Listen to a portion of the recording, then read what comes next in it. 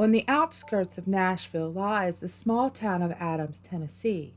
It is a small, quiet town that could easily be overlooked if not for its dark past.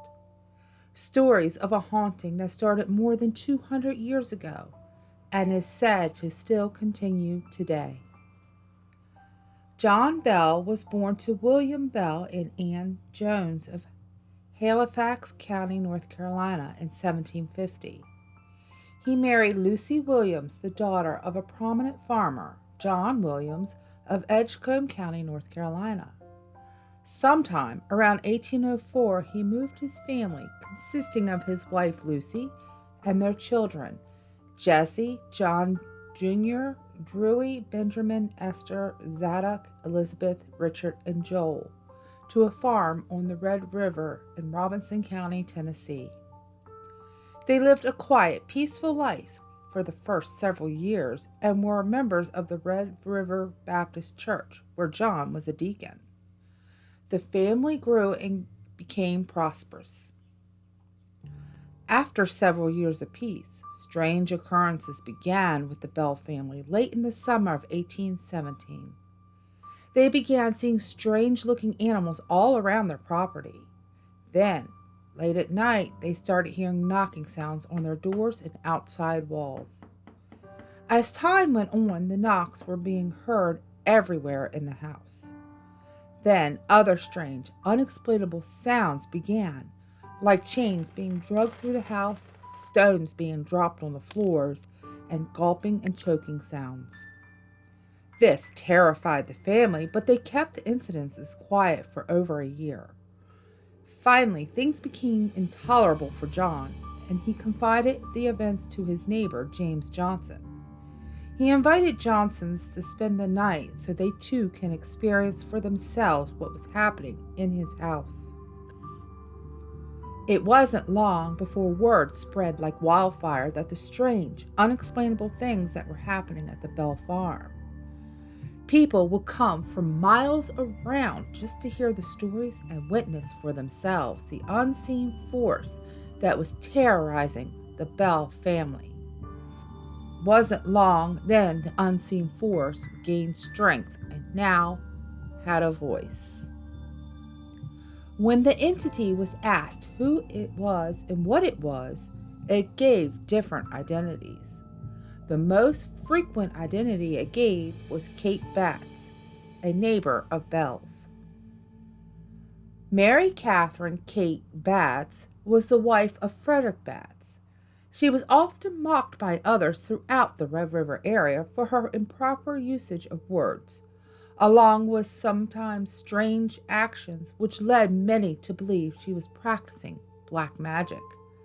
Because of this, and the entity naming her, people believed that the unseen entity's source was Kate, and she became known as the Bell's Witch. The reasons that were believed Kate had for torturing the Bells was ultimately to kill John and stop his daughter Betsy Elizabeth from marrying Joshua Gardner for unknown reasons. Over the next 3 years, Kate tormented the Bell family daily, and John and Betsy received the worst of it.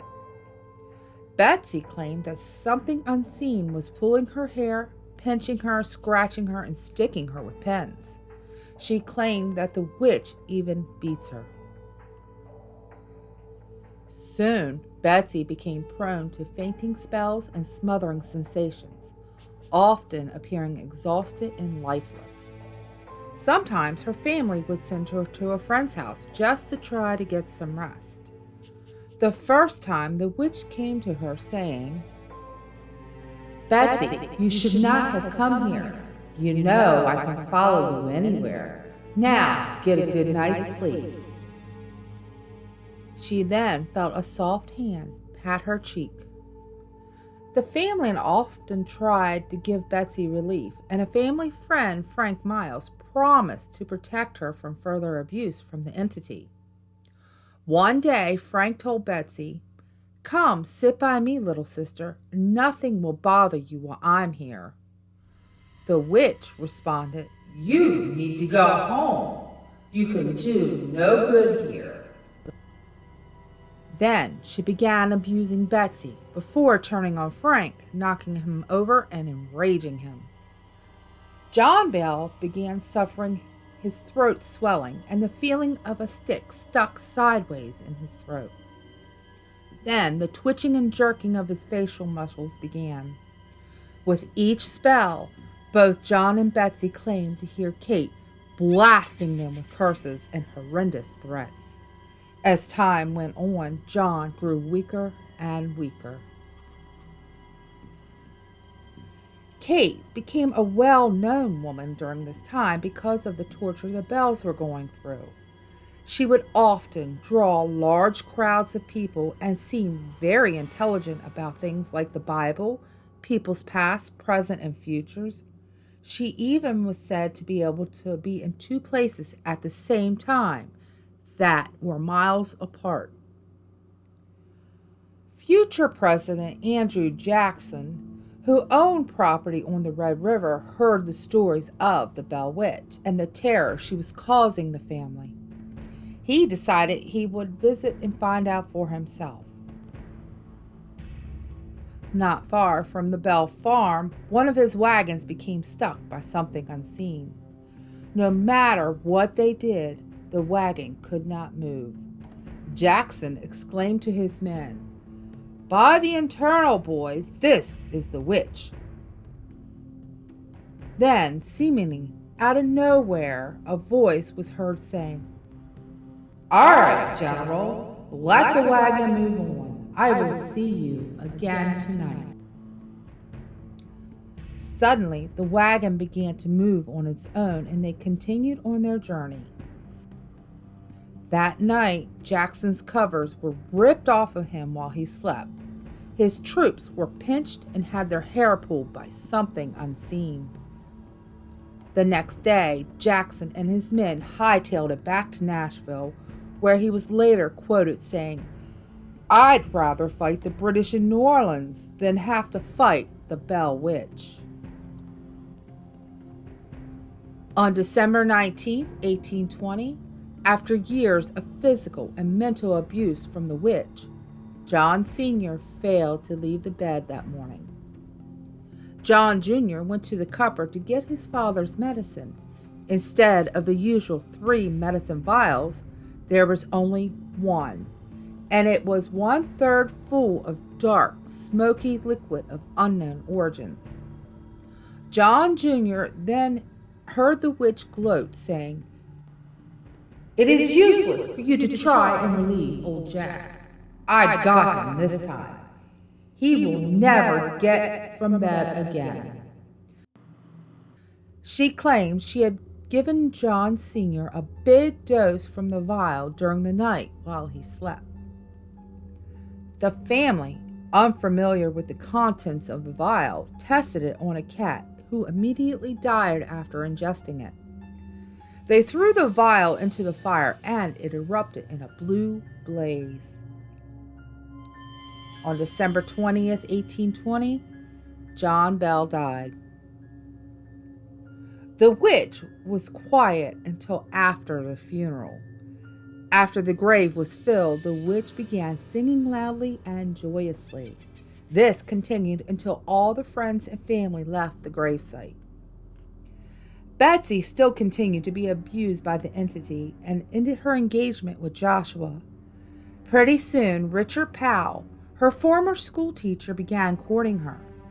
Betsy and Richard then married and settled in Mississippi. After Betsy's marriage, the Bell Witch left the house, promising to return in 7 years, in 1828. Kate, the Bell's witch, did return for a few weeks that year. During her visit, she came to the home of John Bell Jr. and had long talks with him about the past, present, and future.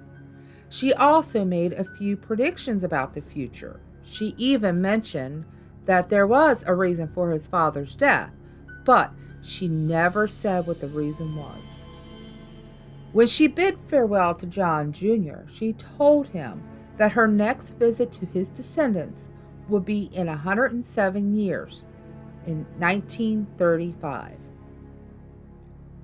Although she said she was leaving, many people believe she remained in the area because of the strange, unexplainable things that continued and still continue to this day in and around the town of Adams, as well as the Bell Witch Cave.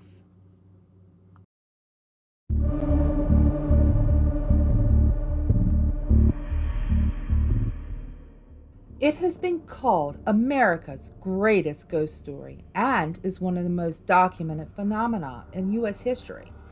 Many books and even movies have been made about it. Even President Andrew Jackson was reported to have faced the evil witch. But what is fact and what is fiction on this great American ghost story? The first document to mention the events that surround the Bell family came from Albert Godspeed in 1886, more than 50 years after the events were said to have taken place. In his History of Tennessee book, in the chapter on Robertson County, he said, "A remarkable occurrence, which attracted widespread interest, was connected with the family of John Bell, who settled near what is now known as Adams Station about 1804. So great was the excitement that people came from hundreds of miles around to witness the manifestation of what is popularly known as the Bell Witch. This witch was supposed to be some spiritual being having the voice and attributes of a woman. It is invisible to the eye, yet it would hold conversations and even shake hands with certain individuals. The freaks it performed were wonderful and seemingly designed to annoy the family. It would take the sugar from bowls, spill the milk, take the quilts from the bed, slap and pinch the children, and then laugh at the discomforts of its victims. At first, it was supposed to be a good spirit, but its subsequent acts, together with the curses with which it supplemented its remarks, proved the contrary. A volume might be written concerning the performance of this wonderful being, as they are now described by contemporaries and their descendants. That all is actually occurred will not be disputed, nor will a rational explanation be attempted. It is merely introduced as an example of superstition, strong in the minds of all but a few of those in that time, and not wholly extinct. In 1894, the first and only full account of the claimed haunting was documented by M.V. Ingram in his book titled Authenticated History of the Bell Witch.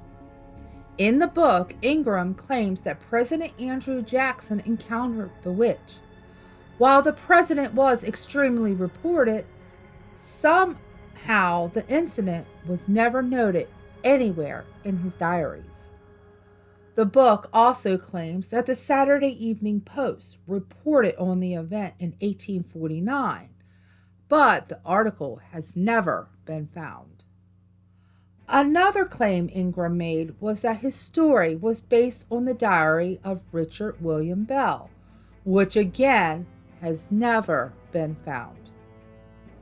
As the gossip spread and writers continued the tale of what they claimed was the most documented manifestation of its kind in American history, the story of what really happened became so sensationalized, with most of the actual details becoming so obscured that within a couple generations, it grew into a legend. You would think, being one of the most documented hauntings of the time, and John Bell being the only man in history whose death was directly attributed to a spirit, that there would be more mention somewhere, either in historical documents, newspapers, or even court records, about the event. But the only supposed evidence comes from Ingram's book. However, as to what could really have been going on, there are several different theories. One such theory is that John Bell suffered a stroke, which could explain him suddenly having trouble swallowing, and the complaint that his tongue felt strange, also the face twitching. He could have also been suffering from neurological problems that, given his age of over 70 years old, could have exaggerated his symptoms. Then there is the theory that John Bell was suffering from long-term arsenic poisoning. But who and why is the question, which brings to the table several other theories. Was he doing it to himself for reasons unknown? Or perhaps, according to court records and church documents, he and his family were excommunicated from the Baptist Church in January 1818 because he successfully was sued for usury. According to the Bible, thou shalt not give him thy money upon interest, nor give him the victuals for increase. Thou shalt not lend upon interest. Thou shalt not lend upon interest to thy brother, interest of money, interest of victuals, interest of anything. Or maybe it was Lucy or Betsy, because of possible abuse they received at the hands of John in the past. Then there is Kate Batts, who many believe is the Bell Witch herself. Was she the one secretly poisoning John Bell as revenge for a dispute between the families? Betsy, John's daughter, also had her own experiences with the witch. Some people have theorized that she suffered from a mental disorder like schizophrenia. With little understanding of any mental illnesses in the early 1800s, some families would chalk these seemingly unexplainable mood swings, strange behaviors, and defiance on something supernatural to try and protect themselves and their loved ones from ridicule.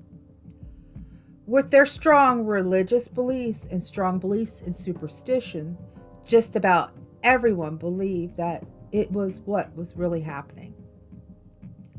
We also have the possibility of a poltergeist manifestation. The only problem is a lot of the poltergeist events have been proven in recent years to be frauds or hoaxes, mostly a result from a psychologically disturbed teenager seeking attention, which brings us back to Betsy suffering from some sort of mental disorder in which her family tried to cover up. Then we have the theory that Richard Powell, Betsy's former school teacher, who is believed to have been in love with her then, created this elaborate hoax to keep her from marrying Joshua Gardner, which he succeeded in doing because Betsy ended up her relationship with Joshua and married Richard. Some, or a combination of these theories, have the potential to be the truth. But with so much time having passed and little to no historical documentation of what the extraordinary, unexplainable event that happened to the Bells was, we may never know the truth behind America's first true ghost story, the Bell Witch.